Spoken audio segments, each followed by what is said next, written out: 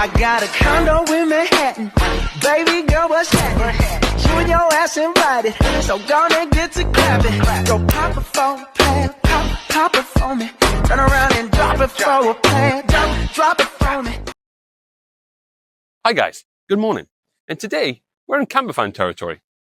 And specifically, we want to find out, is this 2016 VW T6 the best bang for your buck when it comes to campervan shopping? Let's find out. So let's just talk a little bit more about externally of this van. So first of all, one of the key things is the size or length of a van, because with the VW transporters are all kind of the same. But in terms of the main differences is the length of the van.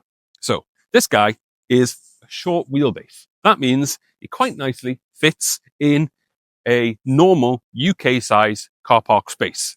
Even with my quite poor parking here, you can see it isn't too big. The main giveaway of is one a long wheelbase, or LWB, if you're looking in adverts for them, is purely the length of it. You get normally in this section here about an extra foot in. So when you can see the door side, it's on the other side, the giveaway is there's normally about this much extra space. And if it's parked in a normal space, it overhangs by, to be honest, about an extra foot. So extra foot is quite useful. And if, parking where you're going to take it isn't really that much of a big deal and you'd like a little bit of extra space, definitely recommend the long wheelbase versions. For us though, and for the owner of this camper van, short wheelbase is ideal. Super practical, in and around town, easy to park and nip around it. So that's a short wheelbase. So a lot of the vans, it is a bit of a minefield to understand. You try to understand the base spec of the van. So this tells you what level it was when it was ordered from the factory. In essence, how much free stuff does it have? So do you get the basic one, so the start line one, which doesn't have rear parking sensors, doesn't have fog lights. Some of them don't have cruise control or climate control inside the van.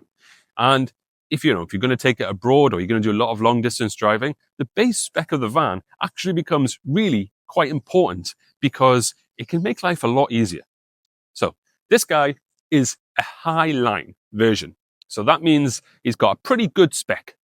So at the back, we have rear parking sensors. So nice and easy when you're reversing because it beeps at you if you get close to something. Coming around the side, we have body colored wing mirrors.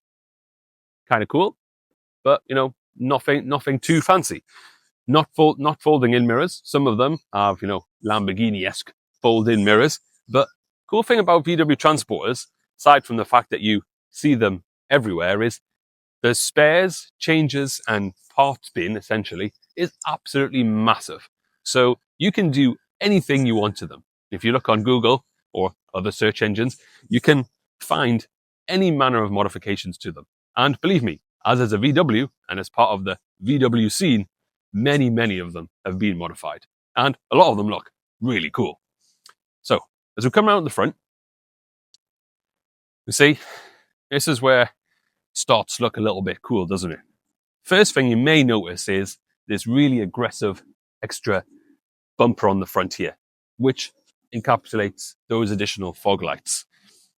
Especially with the splitter added as well, it really does make this a really smart looking van. So also, this guy is still on standard suspension. A lot of them have been lowered, and you may go, why would you lower a camper van? Well, aside from looking obviously pretty cool, that's kind of it really. Yeah, looking cool. What's under the hood or bonnet? Well, this guy has a 2-litre TDI engine, which has 102 brake horsepower, or did originally have 102 brake horsepower. More on that little gem later. So you can get it in a couple of different guises. You can get the most lowest tune of the same engine in 84 brake horsepower. Fine. The middle one is 102 brake horsepower. And then in standard, you can get the 150 brake horsepower version as well. Pretty much the same engine or base engine underneath. and you can get 3 different options for your gearbox as well. This guy has a 5-speed manual gearbox. You can get a 6-speed, and you can also get a DSG, or in more common language, an automatic gearbox. So all things catered to there. So I mentioned about different options, you can add on to them, and that this guy originally started out as 102 brake horsepower, but it's not anymore. The owner, when they got this van, believed it was 102 brake horsepower engine. Nothing changed, nothing different, no evidence otherwise. But when they checked the service history of the van, there was one magical little word with no further information provided to it. It just said remap. That was it. Nothing else. But from a garage, that this work had been done. Now, to people who aren't car nuts, you may go, what is a remap and why is that important? Well, and for car nuts, apologies, because obviously you're probably wondering and salivating, what does this mean? So a remap is when you take the standard engine and you plug your computer into it and you give it a better baseline engine map. So that means that the engine can actually run at more horsepower and more torque. Or in most basic language, it makes it faster. Okay?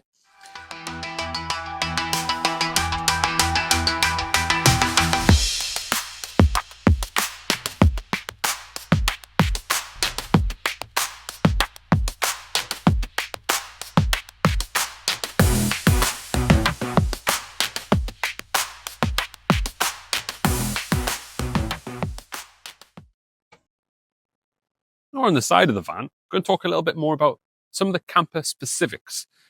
So, first thing you might notice is this guy up here. This is a pop top, which a lot of VW transporters have fitted because it adds an extra bed which can sleep 2 quite comfortably as well. And a little bit more on that later. We also have on this side this little rail here. This is great. This is where you attach your drive-away awning. So if you go camping on a campsite, then you can set up your awning or big tent essentially on the side of your van, but then you can drive off and have a nice day doing things in the camper van. This is slightly different with some of the campers you may see where they have kind of a long rectangular box on the side of the van, which is more of a day awning, which is where it comes out and has some little sticks that stand up. I'm not the biggest fan of those in the world because you do have to drive around with this kind of large box on the side all of the time, adding more weight and a little bit more road noise as well when you have those two. So let's pop it inside now. Let's take a look.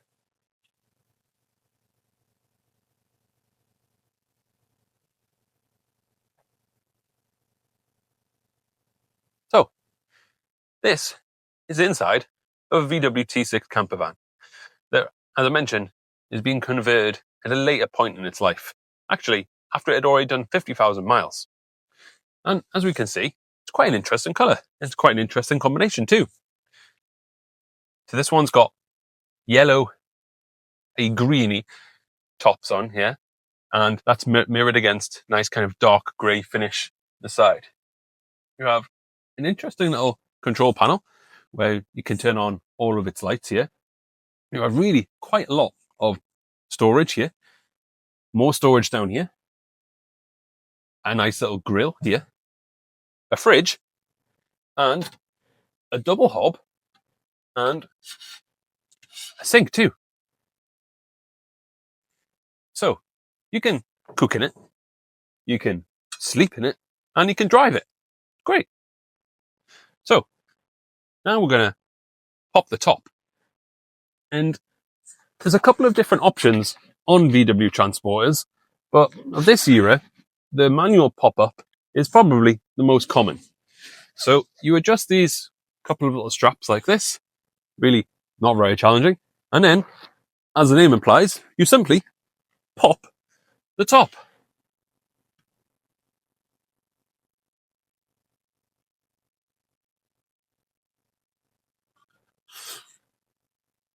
And we have one pop top. So you may be thinking that the pop top, sure, great for sleeping, but this inner bit here also is on some hydraulic lifters too. So when you're inside the van, and as in previous videos, you know, I'm 6 foot and a little bit, there's plenty of headroom to walk around. And then when it's bedtime, you can pull this down and 2 people can quite comfortably sleep up here. If it's a particularly a nice evening as well, or you're doing some cooking, in this version, you can completely unzip and open and have a truly al fresco style evening as well.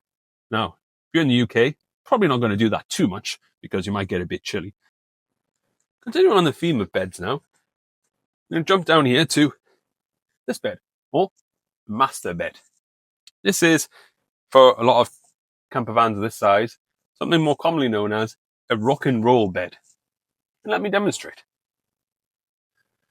You simply give it a little pull, a little press in the middle, and you have really quite a nice bed with plenty of space for 2 as well. This is 3/4 size bed, so these cabinets are actually a bit wider and a bit bigger.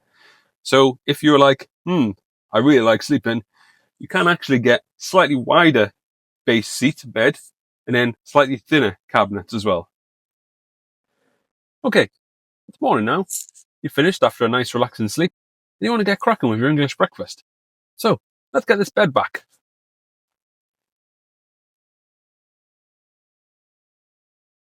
Little pop down here.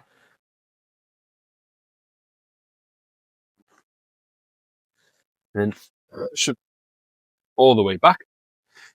It's now a chair again. Great. But this chair has a little bit of a party piece as well. So it's a smart bed, Evolution R. R stands for these guys, which are rails. Really quite interesting because with 2 flicks of these locks here, you can then slide this bench all the way forwards here, and it really makes it very car-like. Kids are right behind, adults in the front, and now we get an absolutely massive boot. Great. Now we're at the rear of the camper, and can look at some of the more of the stylistic options. It's a nice split rear spoiler here. Looks, again, adds to the sportiness vibe of it. Looks pretty cool. And as we're on the back, one of the main differences in choosing a VW Transporter is how the rear doors work. So this one has something called barn doors, which means the doors open independently. So you have 2 doors.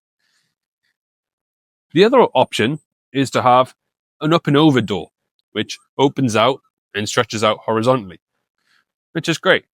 Owners of this van quite like the fact that 2 doors are a bit smaller. So if you're in a bit of a tight or confined area, or on your drive, for instance, then it's still easy loading and getting in and out.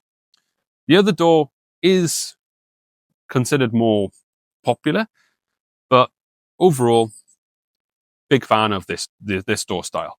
And in here, with the bed now in its furthest forward setting, you have an absolutely huge boot. Loads of space to fit your dogs, all of your camping equipment, whatever you want, or even a nice tip run as well. So, nice little super quick buying guide. Definitely buy one of these guys out of season. In the winter months, people don't want to have a camper van sitting around, and you can definitely pick up one for great value for money. And compared to brand new T6.1s and the very latest T7, these represent utterly fantastic value for money. Those guys can often be 60, 70, 80,000 pounds plus, which is absolutely ridiculous amounts of money to spend. But this guy is really affordable and also cheap to maintain, insure, and have all around. This guy's getting close to 50 mpg from its Blue Motion engine. That's fantastic. Also, the dealer network, spare parts network, campervan converters, and genuinely huge online presence make it super easy to rectify any faults, modify, customize, do whatever you want really, and still makes it a very attractive proposition. But to sum up, I asked, is this the VW Transporter T6 the best bang for your buck?